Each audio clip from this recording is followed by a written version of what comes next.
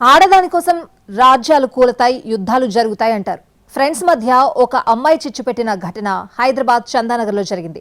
అమ్మాయి విషయంలో టీస్ చేస్తున్న ముగ్గురు మిత్రులను హత్య చేయాలని ఒకడనుకున్నాడు. కానీ సీన్ రివర్స్ అయి అతడే మర్డర్ అయిపోయాడు. నలుగురు మిత్రులు అందరూ కలిసిమెలిసి పెరిగారు. ఆ గ్యాంగ్లో అందరూ తాగుబోతులే. అయితే అందులో ఒకడికి ఒక అమ్మాయితో ప్రేమ వ్యవహారం ఉంది.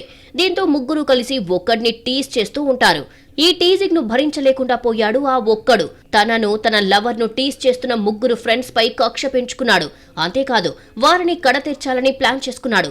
ఎప్పట్లాగే నలుగురు కలిసి మద్యం సేవించేందుకు చందానగర్లోని గిడ్డంగి కల్లు కాంపౌండ్ కు వెళ్లారు.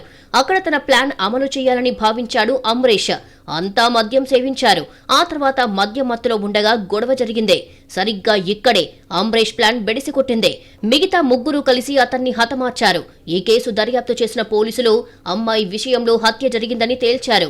అమ్రేష్ అనే యువకుణ్ణి అతని ముగ్గురు స్నేహితులు కలిసి చంపేశారన్నారు. కొంతకాలంగా నలుగురి మధ్య అమ్మాయి విషయంలో వివాదం నడుస్తోందని, ఇది చివరికి హత్యకు దారితీసిందన్నారు. ఒక అమ్మాయి కోసం స్నేహాన్ని కూడా మర్చిపోయి ఇష్టం వచ్చినట్లు కొట్టుకున్నారు. పైగా ఒక మిత్రుడి ప్రాణం తీయడం చందానగర్లో సంచలనం సృష్టించింది. ఇక ఈ కేసులో పరారీలో ఉన్న నిందితుల కోసం పోలీసులు గాలిస్తున్నారు.